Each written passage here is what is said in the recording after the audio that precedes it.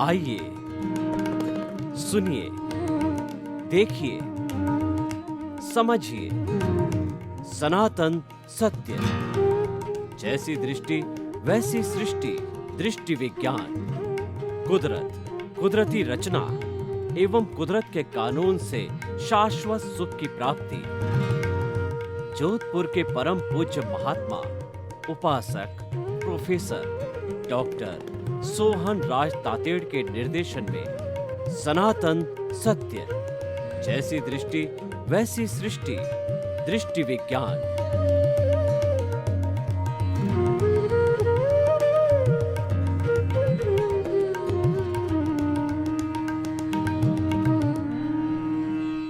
चंदेषु निम्मल यरा आईचेषु अय्यं पयासैरा सागरवर गंभीरा सिद्धा सिद्धिं मम दिशन्तु सिद्धा सिद्धिं मम दिशन्तु।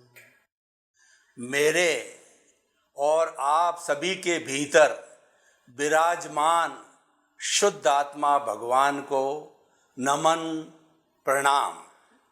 भाइयों और बहनों, मातृशक्ति को नमन। सनातन सत्य यह कार्यक्रम हम आपको क्यों प्रस्तुत करना चाहते हैं, इसके लिए मैं बताना चाहता हूं कि मानव जीवन के अंदर 4 चीजें अत्यंत दुर्लभ है। मानव जीवन का मिलना, ईश्वर की वाणी सुनने का अवसर मिलना, ईश्वर की वाणी में श्रद्धा होना और ईश्वर की वाणी को आत्मसात करना। और जिसने ये चारों ही प्राप्त कर लिए हैं उसका जीवन सफल है। मानव जीवन दुर्लभ क्यों कहा गया है? क्योंकि मनुष्य ही एक ऐसा प्राणी है जो संपूर्ण ज्ञान को प्राप्त कर सकता है। संपूर्ण ज्ञान का अर्थ हो गया केवल ज्ञान। 360 डिग्री के ज्ञान को केवल ज्ञान कहते हैं।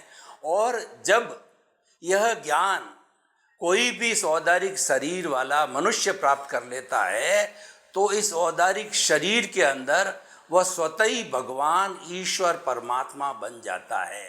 मनुष्य ही एक ऐसा प्राणी है जो कि परमात्मा बन सकता है, क्योंकि हमारे भीतर जो आत्मा विराजमान है उसमें परमात्मा बनने की अर्हता है। अब हम परमात्मा कैसे बने, उसके लिए हमें सनातन सत्य, यूनिवर्सल ट्रुथ, सार्वभौम सत्य की आवश्यकता रहती है कि what is the ultimate reality of this ब्रह्मांड, of this cosmos, of this world. वो हम सनातन सत्य के माध्यम से आपको देना चाहते हैं। और ये हमारा सनातन सत्य कुदरत, कुदरती रचना और कुदरत के कानून पर आधारित है। जो सारा ब्रह्मांड है वह कुदरत है। और इस कुदरत के अंदर जो 84 लाख जीवा योनि के प्राणी जो जिनके बर्थ प्लेसेस हैं और आत्मा की संख्या अनंत है, वो उसका सनातन सत्य प्राप्त करके और वो शाश्वत सुख को प्राप्त करते हैं। ऐसा सुख जिसके बाद कभी दुख आता ही नहीं है। अतः हम उस शाश्वत सुख को प्राप्त करने के लिए सनातन सत्य कार्यक्रम देते हैं। तो आज का हमारा बहुत ही सुंदर विषय है, बीती ताई बिसारिये और आगे की सुध ले। यानी अपने जीवन में जो कुछ भी घटित हो गया है उसकी चिंता नहीं करके उसको भूल जाइए और अब आगे देखिए कि क्या करना है। क्योंकि प्राय क्या होता है कि व्यक्ति जो घटना घटित हो जाती है उसके बाद में उसका मनन चिंतन, उसकी चिंता करता रहता है। मैं ऐसा करता तो ऐसा हो जाता, ऐसा करता तो ऐसा हो जाता। तो ये सारी चिंता में वो समय व्यर्थ गंवा देता है, अपना मूड खराब करता है। इसको आर्त ध्यान कहते हैं। कर्मों का बंधन करता है और सारा वेस्टेज में चला जाता है। और देखिए, जो कुछ घटित होता है वो आपके बस की बात नहीं है, क्योंकि हम जब जन्म लेते हैं इस जन्म के अंदर, उस समय हम पूर्व जन्मों के अंदर, पूर्व जन्म के अंदर हमने जो जो कॉजेस डाले हैं, जो कारण डाले हैं, उन कॉजेस से, उन भावों से जो है हमारी कॉजल बॉडी बनी है। और इस जन्म के अंदर वह कॉजल बॉडी द्रव्य कर्म के रूप के अंदर हमको उदय और प्रारब्ध देती है। यानी हमारा जन्म से मृत्यु के बीच का जो समय होता है, वह सारा समय जो है उसमें हम पराधीन रहते हैं, वो हम पीछे से लेकर के आते हैं और उसमें हमारी कोई स्वतंत्रता नहीं है। कोई इसको माने या न माने अगले की इच्छा है, परंतु वास्तव के अंदर मन वचन काया तथा उससे जुड़ी हुई अवस्था मात्र कुदरती रचना है और वह व्यवस्थित है। यानी वह एज इट इज़ वैसा ही होता है और व्यक्ति को अपनी एक अतिरिक्त सांस लेने की भी स्वतंत्रता नहीं होती है, क्योंकि हम आयुष्य कर्म साथ में लेके आते हैं और उस आयुष्य कर्म से हमारे सांसों का निर्धारण होता है, सांसों की संख्या बनती है। यानी जब आयुष्य समाप्त हुआ उसके बाद एक आधी पाव सांस भी हम नहीं ले सकते हैं। तो अब आप बताइए, जो कुछ आपके साथ घटित हुआ है वह तो आपका हिसाब है, उसके अंदर आप क्या कर सकते थे और अब उसकी चिंता करने से क्या होगा। आप तो चिंता करो, वो रियल पुरुषार्थ की चिंता करो कि मेरे को आगे क्या करना है। देखिए, जीवन में पुरुषार्थ दो तरह के होते हैं, एक तो रिलेटिव पुरुषार्थ होता है और एक रियल पुरुषार्थ होता है। रिलेटिव पुरुषार्थ क्या होता है कि व्यक्ति सोचता है यह घर मैंने बनाया, बाल बच्चों को जन्म मैंने दिया, बाल बच्चों को पाँवों पर मैंने खड़ा किया, मैं इतना बड़ा व्यक्ति बना, मेरी ऐसी पद प्रतिष्ठा बनी और ये सारा कार्य मैंने किया। वह कर्ता भाव आरोपण करता है और वही कर्म बंधन का कारण है। ऑनरशिप और डूअरशिप आने से ही कर्मों का बंधन होता है। तो इसीलिए वास्तव के अंदर हम कर्ता हो ही नहीं सकते, क्योंकि जब हमारा जन्म होता है और सब कुछ पूर्व नियोजित होता है तो हमारे जन्म के साथ ही हम प्रकृति के अंग बन जाते हैं, प्रकृति के ताबे आ जाते हैं, हम कुदरत के अधीन हो जाते हैं, हमारा कोई बस नहीं चलता है। इसीलिए कर्ता तो व्यवस्थित शक्ति है और हम कर्ता बन करके और एक तरीके से टांग अड़ाते हैं और वही रॉन्ग बिलीफ है। सबसे बड़ी दुनिया में रॉन्ग बिलीफ है कर्ता भाव। अगर व्यक्ति अकर्ता भाव रखे, यानी कर्ता तो व्यवस्थित शक्ति है और मैं जो जन्म के अंदर जितना भी कार्य करता हूँ वह तो सारा मेरा हिसाब है, कोई लेना है या कोई देना है, जीवन में यही चलता है, क्योंकि हम पूर्व अर्जित करके आए हैं। ये सारा जो हमारा कर्ता भाव है, ये सारा रिलेटिव पुरुषार्थ है और यह अज्ञान है।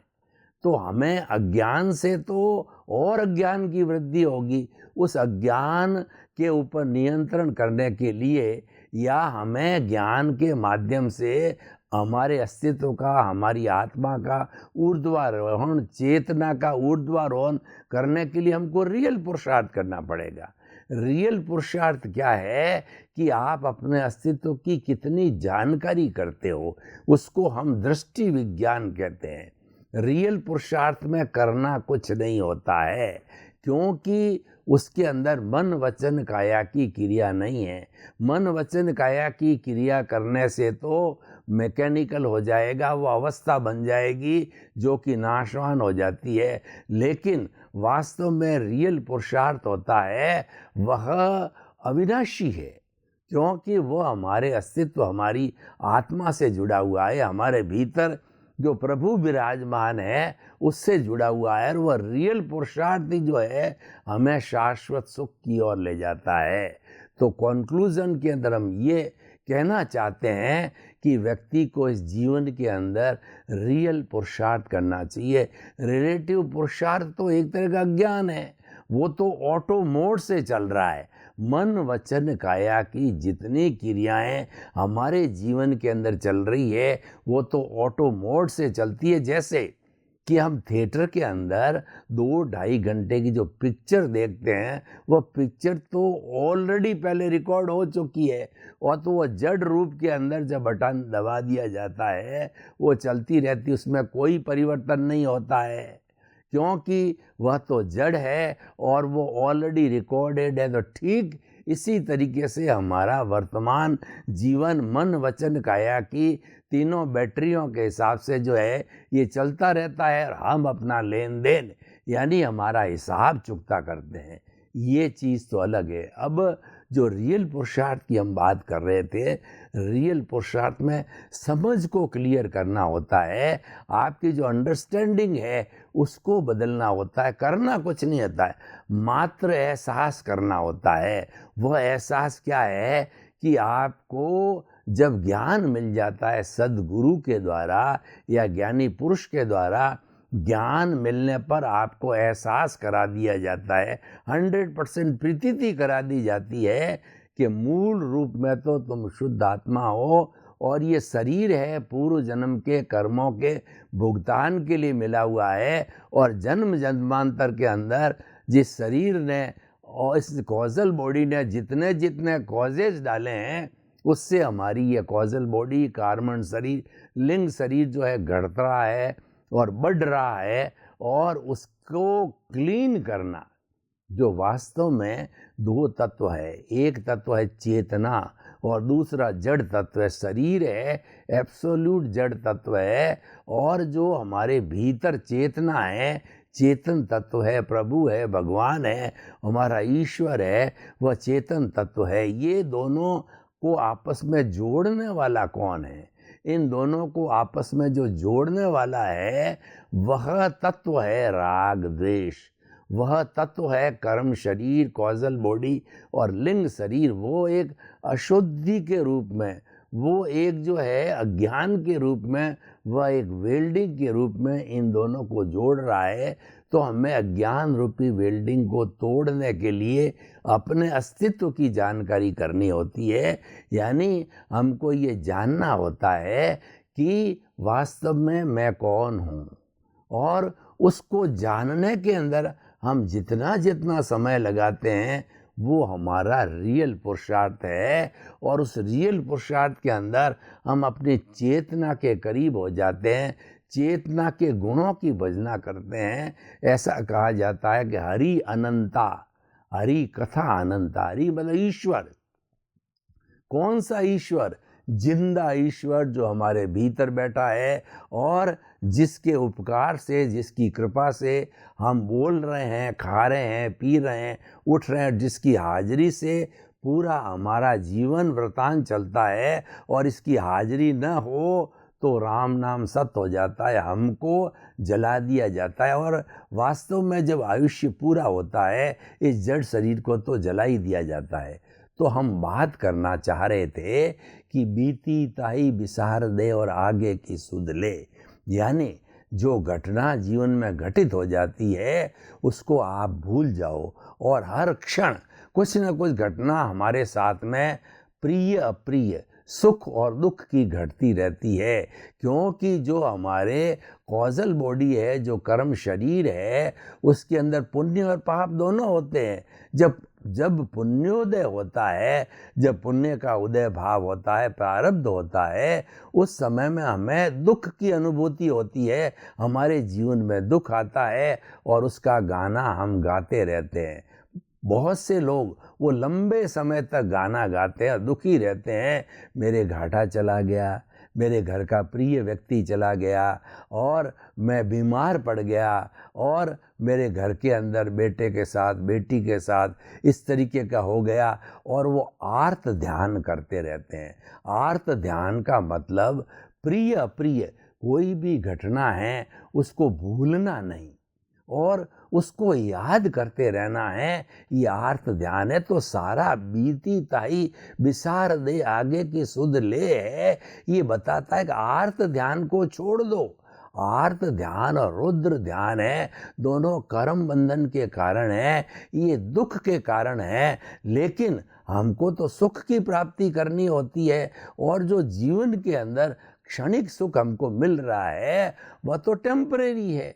हमें जब मनुष्य जीवन मिल गया जो कि सृष्टि का सर्वश्रेष्ठ जन्म है, और ये जो हम चर्चा कर रहे हैं, ये जो हम सत्संग कर रहे हैं, ये केवल मानव ही कर सकता है। अगर ये सत्संग मैं किसी भैंस के आगे करूं तो भैंस के आगे बीन बजाना एक कहावत है वैसी बन जाती है। सत्संग मनुष्यों के बीच में की जाती है, क्योंकि मनुष्य के पास में डेवलप्ड इंद्रियां होती है, डेवलप्ड मन होता है, डेवलप्ड चित्त होता है, डेवलप्ड आत्मा होती है, और वह इस चीज़ को चाहे तो समझ सकता है। इसीलिए बीती ताई बिसार दे और आगे की सुध ले। जो घटना घटित हो गई है उसको भूल जाइए, क्योंकि ये एक लॉ ऑफ द नेचर है, ये कुदरत का कानून है कि बिना कारण के कोई कार्य नहीं होता है। Without the cause there is no effect at all. हमारा कोई न कोई पूर्व अर्जित कर्म जब उदय में आता है तब कोई वह एक्टिविटी होती है, उसको हमेशा याद रखना। कई लोग तो 10-10, 20-20 साल तक जो है उस पुरानी बात को घिसते रहते हैं, तो उससे क्या लाभ होने वाला? क्योंकि हमारा जो जीवन है, हमारा आयुष्य वो लिमिटेड है, 50 साल, 70 साल, 80 साल, और वो बात करते निकल जाता है। उस आयुष्य के अंदर हमें अपना जो रियलाइजेशन है, क्योंकि ये जन्म तो बहुत ही मुश्किल से मिलता है, और वैदिक परंपरा तो मनुष्य जन्म के लिए बहुत कठोर बात करता है। वैदिक परंपरा क्या कहती है कि आप 8 भव तक रेगुलर सुकृत करते रहो तो 9वां भव आपको मनुष्य जीवन मिलता है, और उन 8 भवों में कोई चूक हो गई तो वापस आपको 99 भव के अंदर मनुष्य भव मिलता है, और अगर उसमें भी चूक हो गई तो 999 भव के बाद में मनुष्य जीवन मिलता है। यानी मनुष्य जीवन एक पारसमणि है। पारसमणि लोहे को सोना करती है, चिंतामणि रत्न है, ये नंदन वन है, ये वैतरणी नदी है, ये कामधेनु है। तो इतना बड़ा हमको जब हमारे पुण्य के कारण अच्छा जीवन बना है, तो हम जो है पुरानी बातों को क्यों याद रखें, हम तो उसको भूल जाएं। और हमको जो करना क्या है, हमें करना है रियल पुरुषार्थ, उसकी तरफ ध्यान देना चाहिए।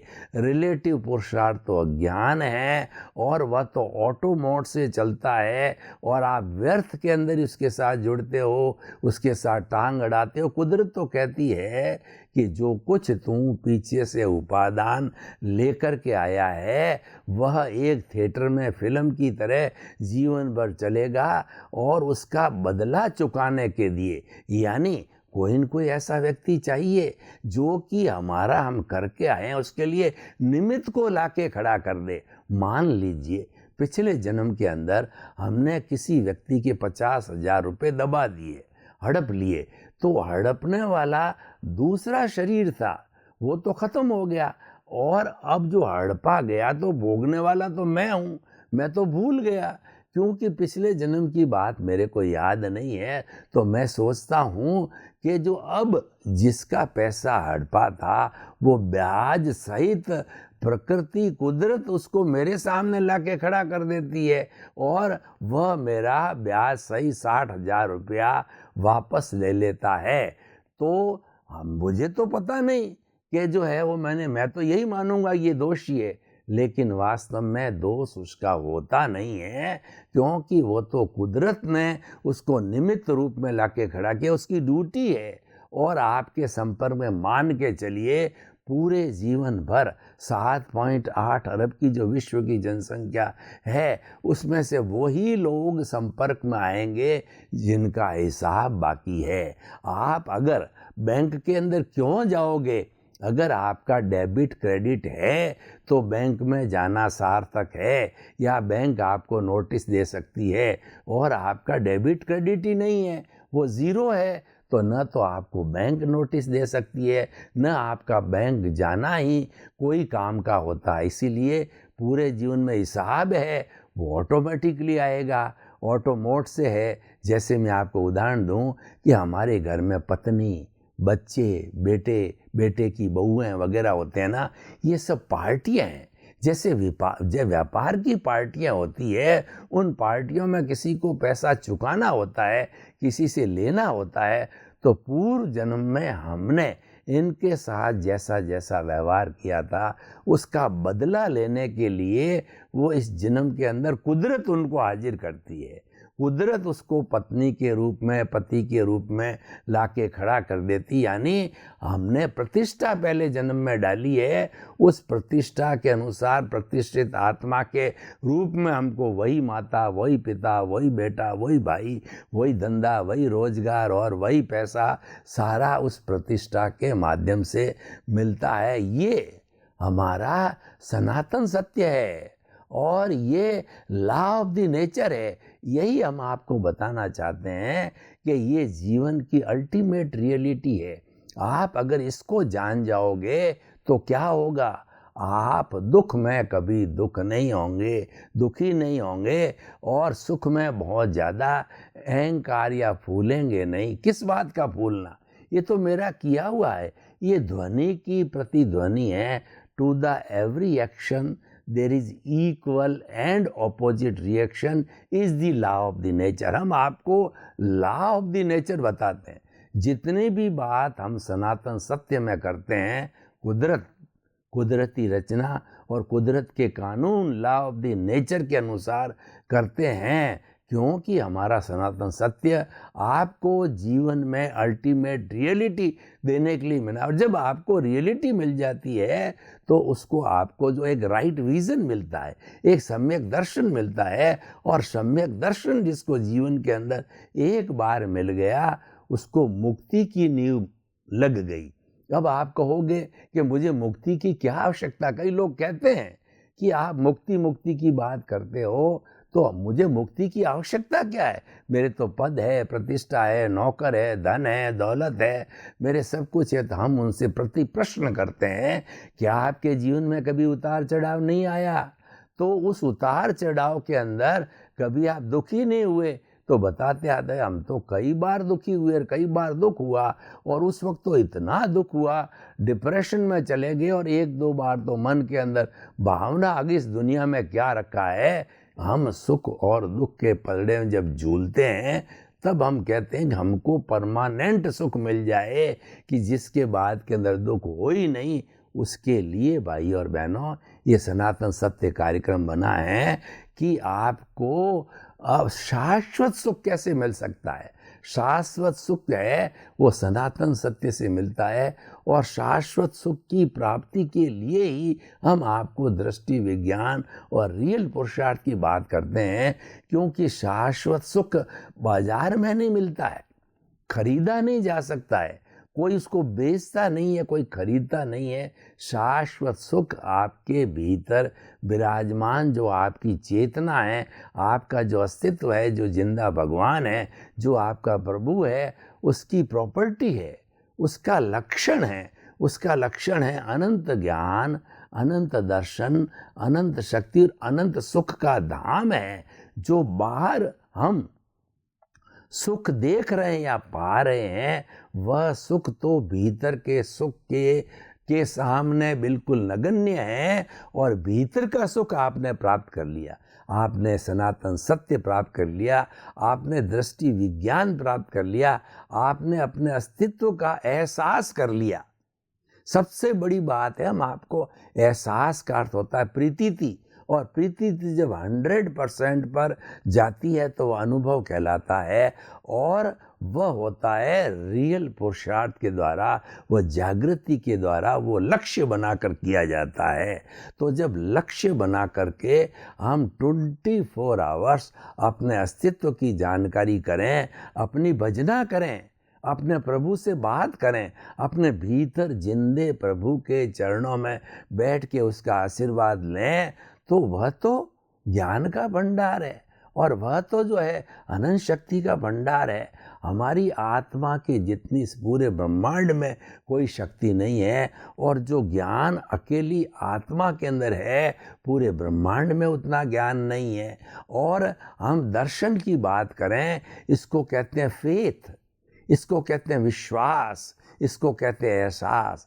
विश्वास बड़ी चीज होती है और वो विश्वास 100% भरा हुआ है हमारे इस भीतरी आत्मा के अंदर। और सबसे बड़ी बात यह है कि जो हमको टेम्परेरी सुख मिल रहा है, हमको परमानेंट सुख की हमको प्राप्ति करने की जो लालसा है, हमारा जो लक्ष्य है, वही जो है हमारी इस आत्मा की नेचर है, प्रकृति है और उसकी प्रॉपर्टी है, उसका गुण है। उसको प्राप्त करना, सेल्फ रियलाइजेशन, इंट्रोस्पेक्शन और आत्मनिरीक्षण, आत्म परीक्षण, कुछ भी कहिए, वह करना है, दृष्टि विज्ञान है और वह जो है रियल पुरुषार्थ है। तो निष्कर्ष की भाषा में हम कहना चाहते हैं कि आप जो है आपके साथ घटित हो गया है, उसका रोना मत रो, उसके लिए समय मत खराब करो, उसके लिए आर्त ध्यान मत करो। आप तो अब आगे क्या करना है उसका जो है आप ध्यान करो। वो जो स्टेज है वो है धर्म ध्यान की, और धर्म ध्यान के करते करते आपको जो है शुक्ल ध्यान मिलेगा। 4 तरह के ध्यान कहे गए हैं, आर्त ध्यान, रौद्र ध्यान, धर्म ध्यान और शुक्ल ध्यान।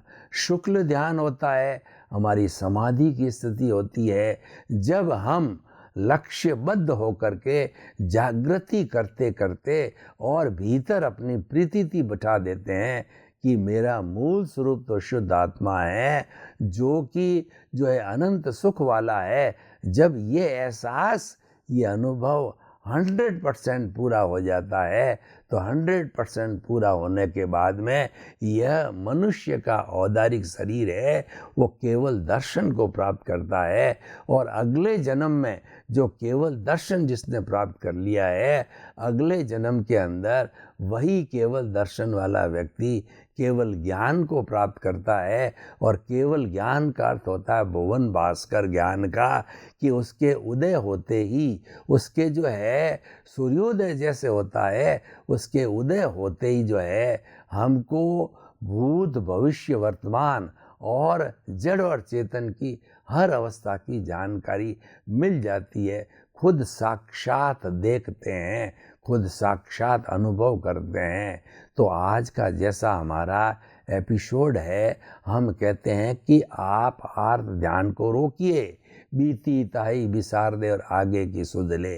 अब इस कंक्लूजन के रूप में अगर इस एपिसोड को मैं ओपन टू द ऑडियंस करता हूँ, यानी आप लोगों से इसके बारे में सुझाव, आपका प्रश्न, आपकी जिज्ञासा मैं लेऊं कि जो है किस तरीके से जो है ये कामयाब हो सकता है, तो मैं कहना चाहूँगा कि इस विषय के माध्यम से व्यक्ति जो आर्त ध्यान न करे, व्यक्ति जो है वो हर वक्त जो घटित हो गया है उसका चिंतन न करे। अगर व्यक्ति इस बात को हृदयंगम कर ले, आत्मसात कर ले, तो उसका बहुत समय बच जाएगा, क्योंकि टाइम इज मनी। हमारा जीवन बहुत लिमिटेड है और समय बड़ा धन है, इसलिए हमें जीवन में आर्त ध्यान नहीं करके बीती ताई बिसार दे और आगे की सुध ले। आपके प्रति मंगल भावना, शुभकामना कि समस्त लोगों को सुख मिले, शांति मिले, आनंद मिले, सबको मुक्ति मिले। हमारी बहुत बहुत शुभकामना।